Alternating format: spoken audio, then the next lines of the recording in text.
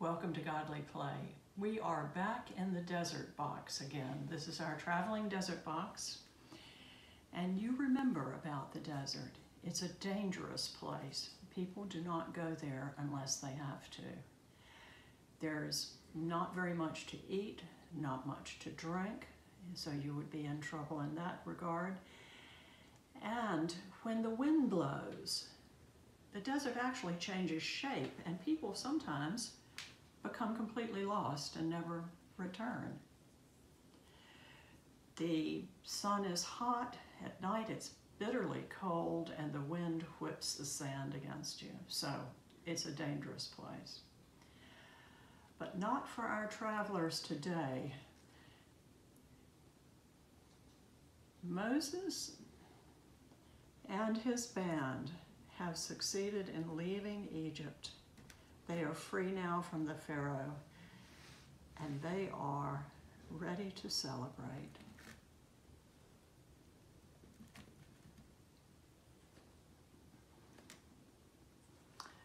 There is great dancing and celebration, and Miriam leads the dancing.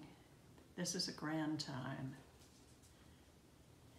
And then there's the thought, they are free. What shall they do? What would be the best thing to do? What would be the best way to live? Moses leads the group, and they cross the desert. And there's some complaining, not enough food, not enough water. Maybe I'd rather go back to Egypt and be a slave. But Moses keeps on. God helps Moses find food and water, and they keep on.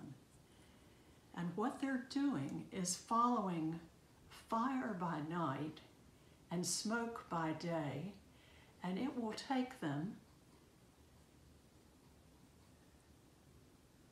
to Mount Sinai. Some people say that Mount Sinai was a volcano at this time, and that's why there would be fire at night and smoke in the daytime to let you follow the path to get there. So when they get to Mount Sinai, it's pretty exciting and scary with the smoke and the fire. And Moses is the only one who is willing to climb the mountain to see what happens. He goes up,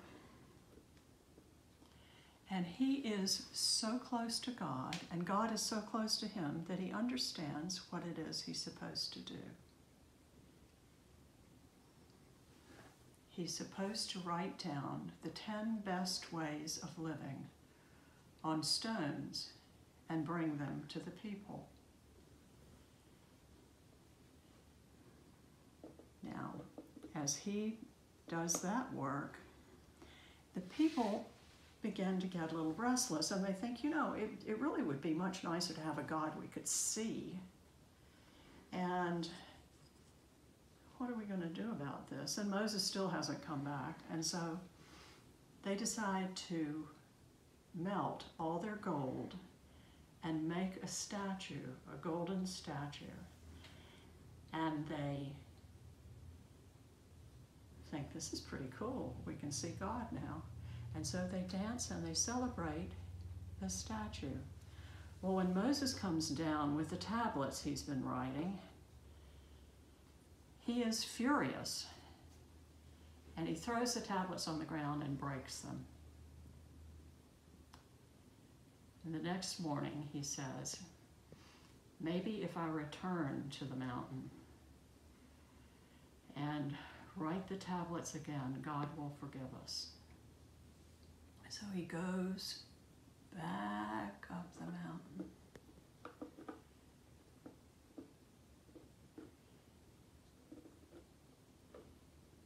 And the Spirit of God comes so close, and Moses is so excited by it. He says, let me see your face. And God says, no, you cannot do that. It's too strong, too powerful. So he hides Moses in the side of the the mountain while he passes by, so Moses is not hurt. Then Moses comes back down with the tablets and shows them to the people. And these describe the 10 best ways to live.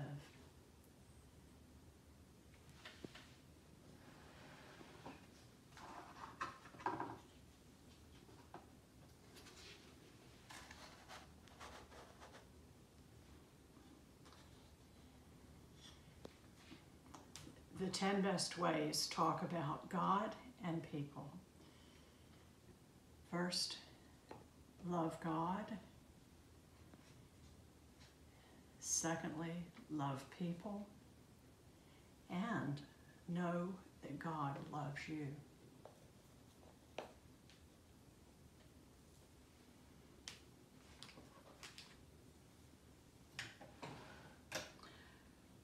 The first tab of the best ways to live, the first is do not serve other gods. And then the second, remember that golden statue? Make no idols.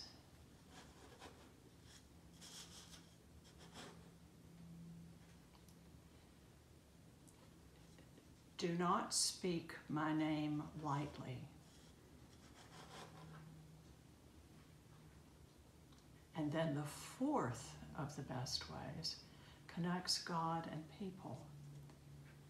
Keep the Sabbath day. Keep the day of rest.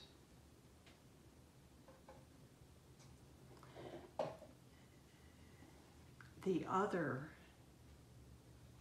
parts are about loving people. Honor your parents. And sometimes parents it might be your grandmother, it might be an aunt.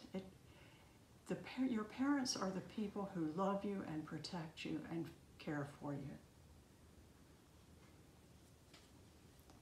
Do not kill.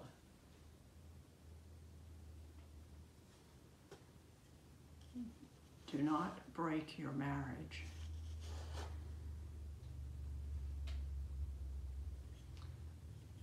Do not steal.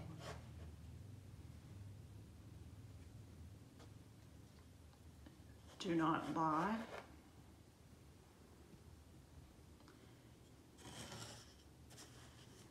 And do not want what other people have.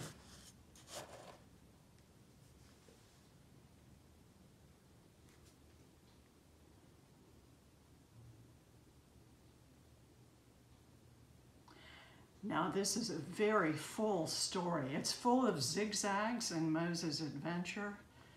It's full of ideas. And it's a little hard to work with by yourself instead of in the circle, but let's try.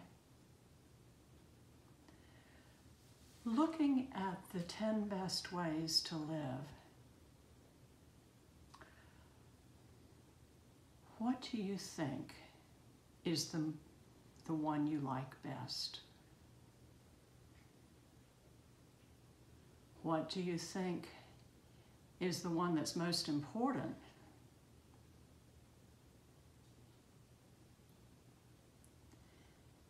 Is there one that feels particularly close to you?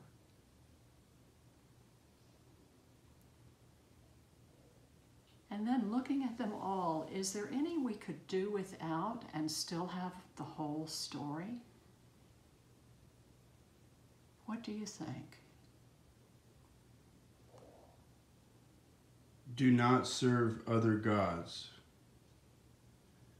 Make no idols to serve. Do not speak my name lightly. Keep the Sabbath holy. Honor your parents. Do not kill.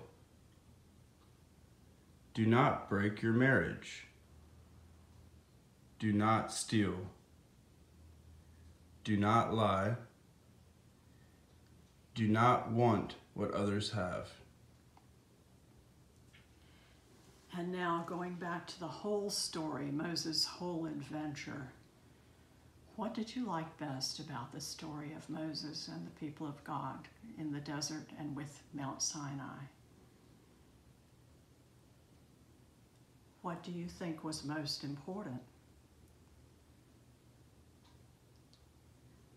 Could we leave out any part of the story and still have everything we need?